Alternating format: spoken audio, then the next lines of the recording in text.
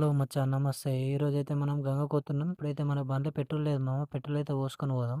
మనమైతే ఇప్పుడు బంక్‌లోకి ఎంటర్ అయినాం మామ. మన దగ్గరైతే ఒక 200 ఉన్నాయి మామ. ఆ 200 తోటైతే ఇప్పుడు పెట్రోల్ అయితే పోసుకుంటున్నాం. పెట్రోల్‌తో పోసుకొని మళ్ళా స్టార్ట్ అయిపోయినాం మామ. ఇప్పుడు మనం ఎటు పోతున్నామంటే ధర్మపురి పోతున్నాం గంగకు మామ. ఇగో ధర్మపురి అనంగానే రానే వచ్చేసినాం మామ ధర్మపురి. ఇప్పుడు మనం దుర్గది ఉంటది. అటుకెళ్ళి లెఫ్ట్ తీసుకున్నామంటే సక్కగా ఒకటే రూట్ మామ. కిందికి దిగిపోయినామంటే వెళ్ళిపోతూనే ఉండాలి. ఇప్పుడైతే మనం ఇగ దగ్గరికొచ్చేసినాం మామ. బండి పార్కింగ్ చేసేసినాం. పార్కింగ్ చేసి అయితే నేను మా నాన్న అయితే నడుచుకుంటూ వెళ్ళిపోతున్నాం మామ.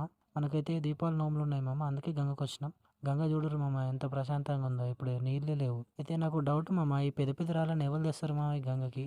మీకేమైనా క్లారిటీ ఉందా మామ? ఇప్పుడైతే ఇగ మనం దగ్గరికైతే వచ్చేసినాం. చలో ఇప్పుడైతే మనం గంగ స్నానం చేద్దాం మామ.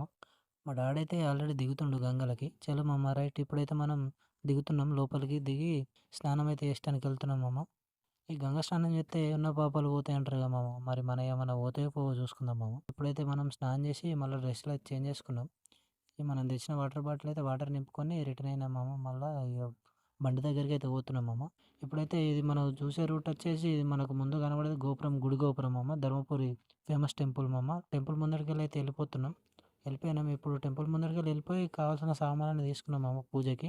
మా డాడీ అయితే ఇంకా కొబ్బరికాయలు తీసుకుంటుండు. చలో అవి తీసుకున్న తర్వాత మళ్ళీ వెళ్ళిపోతున్నాం మామ ఇంటికి. ఇంటికొచ్చిన తర్వాత మా వాళ్ళు చిన్నోళ్ళైతే పూలు కోస్తారు మామ. మనం కూడా కొన్ని మామిడాకులు అయితే తెచ్చేసినాం. డాడైతే దేవుని పందిరైతే మళ్ళా తీసేసి కొత్తగా వేస్తుండు మామ.